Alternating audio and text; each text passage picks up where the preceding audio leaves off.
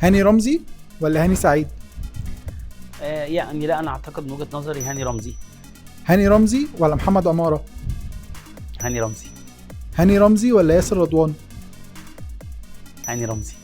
هاني رمزي ولا احمد حجازي؟ هما جيلين مختلفين. انا يعني حجازي لحق يلعب معايا، انا ما لحقتش العب مع الكابتن هاني رمزي، بس طبعا عمل يعني مسيره احترافيه كبيره قوي الكابتن هاني، عشان كده انا اخترته لغايه دلوقتي. حجازي عمل برضو مسيره احترافيه كبيره وهو اخويا وصاحبي. بس لو بنتكلم في العصر الحديث فالكرة دلوقتي مختلفة عن زمان، فهختار حجازي. حجازي ولا سمير كمونة؟ حجازي. حجازي ولا عبد الظاهر السقا؟ الاثنين حبايبي واخواتي. صعبة شوية، بس لا، هروح لحجازي.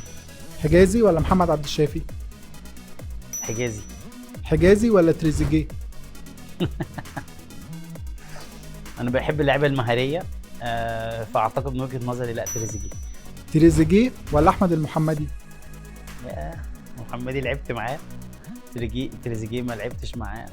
محمدي عمل مسيرة كبيرة في الدوري الانجليزي ولاعيب منضبط وعنده انضباط وعنده استمرارية، ويعني بحب اللعيبة اللي بتفضل مكملة سنين طويلة وكان كابتن فريق في الدوري الانجليزي وعمل مسيرة. لا، انا اعتقد ولغايه دلوقتي المسيره اللي عملها في الدوري الانجليزي خلته لغايه دلوقتي امباسادور لفريق استون فيلا. فلا، هختار كمحترف، هختار المحمدي. المحمدي ولا عبد الستار صبري؟ اوف. لو بنتكلم على لعيب كوره او كلاعب كوره، لا، انت بتتكلم على ايه، محترف ولا لاعب كوره؟ محترف بشكل عام.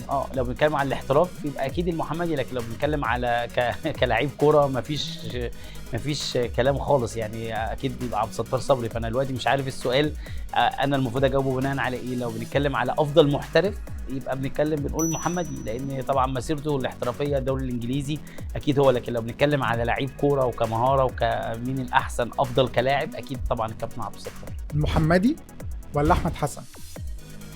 طبعا الصقر احمد حسن. احمد حسن ولا احمد حسام ميدو؟ اوف. لا، صعبه صعبه جدا كمان، لان احمد حسن عمل مسيره احترافيه كبيره جدا، وميدو يعني من اوائل الناس اللي عملت اسم كبير للاعيبه المحترفين في الانديه الاوروبيه الكبيره، من اول ما راح اوروبا ولعب في اياكس وكسب معاهم الدوري وتالق بشكل كبير جدا. فهو عمل بصمه كبيره قوي يعني. بس كان لو بنتكلم في الاستمراريه وكاحتراف وكاحترافيه وكاستدامه، يعني هقول طبعا الكابتن احمد حسن. احمد حسن ولا عمر مرموش؟